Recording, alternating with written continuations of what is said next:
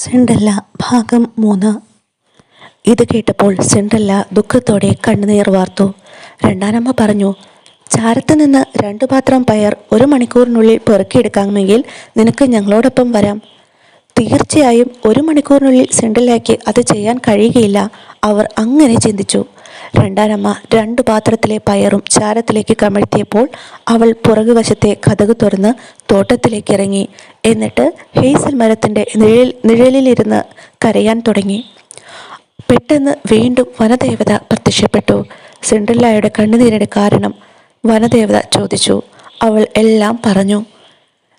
പെട്ടെന്ന് വനദേവത പറഞ്ഞു, ഇണക്കമുള്ള പ്രാവുകളെ, മാടപ്പിറാവുകളെ, ആകാശത്തിന് കീഴിലുള്ള എല്ലാ കിളികളുമേ, വരൂ വരൂ, നിങ്ങൾ വരൂ, പയർ പെറുക്കി സഹായിക്കൂ, സിൻഡ്രല്ലയെ സഹായിക്കൂ.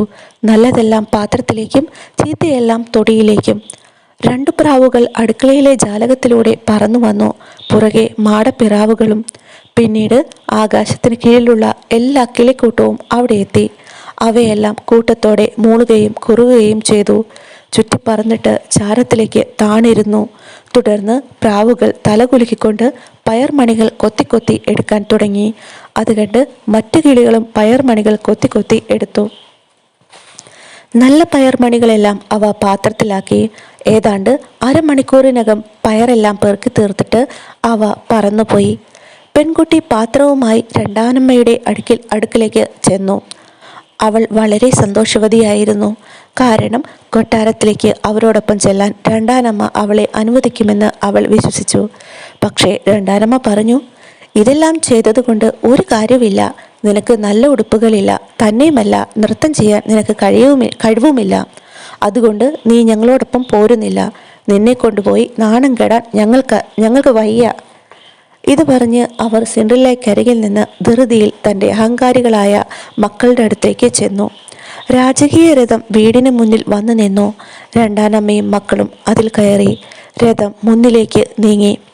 സിൻഡ്രല്ല ദുഃഖം താങ്ങാനാവാതെ ഹേസൽ വൃക്ഷത്തിന് ചുവട്ടിൽ അമ്മയുടെ കുഴിമാടത്തിനരികിലേക്ക് ചെന്നു. അവിടെ ഇരുന്ന് അവൾ കരഞ്ഞു തുടങ്ങി. പെട്ടെന്ന് വനദേവത പ്രത്യക്ഷപ്പെട്ടു. എന്തിനാണ് മകളെ നീ വീണ്ടും കരയുന്നത്? അപ്പോൾ സിൻഡ്രല്ല പറഞ്ഞു, എനിക്കും ആ വിരുന്നിന് പോകാൻ കഴിഞ്ഞിരുന്നുവെങ്കിൽ. അപ്പോൾ വനദേവത പറഞ്ഞു, ശരി, നിനക്കും വിരുന്നിന് പോകണം അല്ലേ? അതെ.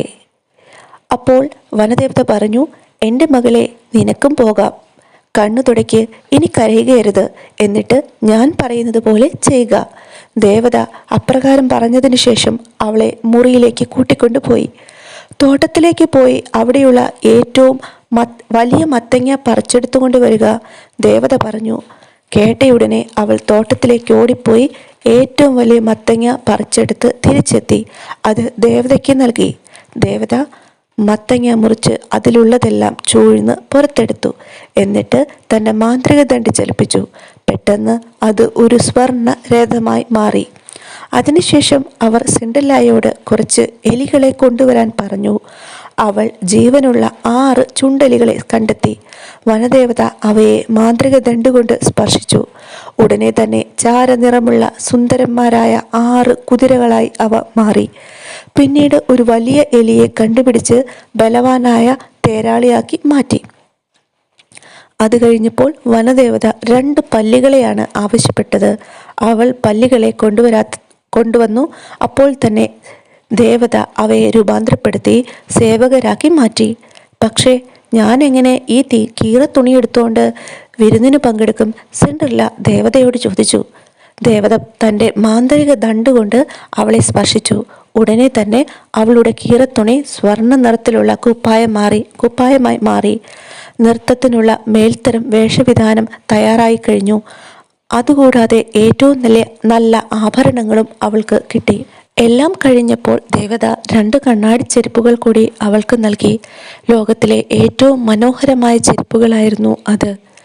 പ്രിയപ്പെട്ട കുട്ടി, നിനക്ക് ആഹ്ലാദദായകമായ നിമിഷങ്ങൾ ഞാൻ ആശംസിക്കുന്നു, ദേവത പറഞ്ഞു. പക്ഷേ ഒരു കാര്യം ഓർക്കണം, അർദ്ധരാത്രി കഴിയുന്നതുവരെ അവിടെ നിൽക്കരുത്. ക്ലോക്ക് 12 അടിക്കുന്നതിന് മുമ്പ് മടങ്ങി വരണം. അഥവാ 12 മണി കഴിയുകയാണെങ്കിൽ രഥം മത്തങ്ങയായും കുതിരകൾ ചുണ്ടലിയായും തേരാളി എലിയായും സേവകർ പല്ലികളായും മാറും. നിന്റെ മനോഹരമായ വിരുന്നുടുപ്പുകളാകട്ടെ പഴയ കീറത്തുണിയും തന്നെയാകും. ദേവത പറഞ്ഞതുപോലെ ചെയ്യാമെന്ന് സിൻഡ്രല്ല പ്രതിജ്ഞ ചെയ്തു. രണ്ടാനമ്മയോ അവളുടെ മക്കളോ അവളെ തിരിച്ചറിഞ്ഞതേയില്ല. അത് അയൽരാജ്യത്തെ രാജകുമാരി ആയിരിക്കുമെന്നാണ് അവർ കരുതിയത്. കാരണം സ്വർണവർണ്ണമുള്ള ഉടുപ്പിൽ അവൾ അത്രമേൽ സുന്ദരിയായിട്ടാണ് കാണപ്പെട്ടത്. അവർ സിൻഡ്രല്ലയെപ്പറ്റി ഓർത്തതേയില്ല. വീട്ടിൽ അഴുക്കിലും പൊടിയിലും കിടന്ന് ചാരത്തിൽ നിന്ന് പയർ പെറുക്കുകയാവും അവൾ എന്നാണ് അവർ വിശ്വസിച്ചത്. രാജകുമാരൻ അവളെ സ്വീകരിക്കാനായി കൊട്ടാരത്തിൻ്റെ പ്രവേശന കവാടത്തിലേക്ക് ഇറങ്ങി വന്നു. എന്നിട്ട് കുമാരൻ അവളുടെ കയ്യിൽ പിടിച്ച് നൃത്തശാലയിലേക്ക് കൊണ്ടുപോയി. അവൾ അയൽ രാജ്യത്തെ രാജകുമാരിയാണെന്നാണ് രാജകുമാരനും കരുതിയത്. 1000 വിളക്കുകൾ അവൾക്കുമേറെ കത്തി നിന്നു. സിൻഡ്രല്ല അത്രയധികം സുന്ദരിയായതുകൊണ്ട് നൃത്തം ചെയ്യുന്നവർ അത് നിർത്തി, പാട്ടുകാർ പാട്ടും നിർത്തി. എന്നിട്ട് അവളെ നോക്കി അത്ഭുതപ്പെട്ട് നിന്നുപോയി. രാജകുമാരൻ സിൻഡ്രല്ലയോടൊത്ത് നൃത്തം ചെയ്തു തുടങ്ങി. കുമാരൻ അവളുടെ കൈവിടുകയോ മറ്റു പെൺകുട്ടികളോടൊത്ത് നൃത്തം ചെയ്യുകയോ ചെയ്തില്ല. അവളെ നൃത്തം ചെയ്യാൻ ക്ഷണിച്ചവരോടൊക്കെ കുമാരൻ പറഞ്ഞു, ഇതെൻ്റെ പങ്കാളിയാണ്. കുമാരന് അവളുടെ സുന്ദരമായ മുഖത്ത് നിന്ന് കണ്ണെടുക്കാനേ കഴിഞ്ഞില്ല.